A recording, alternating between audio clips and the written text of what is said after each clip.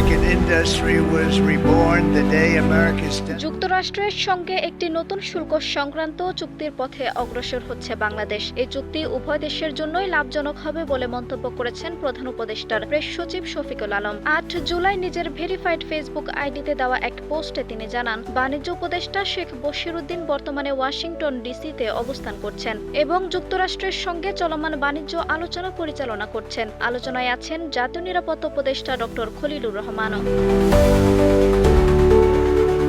এদিকে 7 জুলাই যুক্তরাষ্ট্রের president Donald Trump প্রধান উপদেষ্টা ডক্টর মোহাম্মদ ইউনূসকে উদ্দেশ্য করে একটি চিঠি পাঠান। সেই চিঠিতে জানানো হয় 2025 সালের 1 আগস্ট থেকে যুক্তরাষ্ট্রে বাংলাদেশি পণ্যের উপর 35% শুল্ক কার্যকর করা হবে। চিঠিতে ট্রাম্প লিখেছেন, বাংলাদেশের সঙ্গে আমাদের দীর্ঘস্থায়ী বাণিজ্য ঘাটতি ও বিভিন্ন শুল্ক ও নীতিগত প্রতিবন্ধকতার কারণে এই সিদ্ধান্ত নেওয়া হয়েছে। তবে আমরা চাই সম্পর্ক আরও ভারসাম্যপূর্ণ হোক।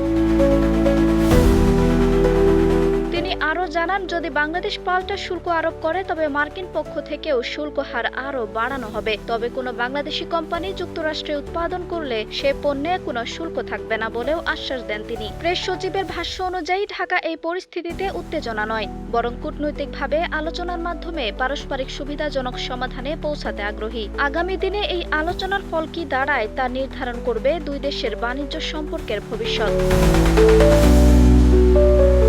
আঞ্জুম হক আরবি, প্রজন্ম 24।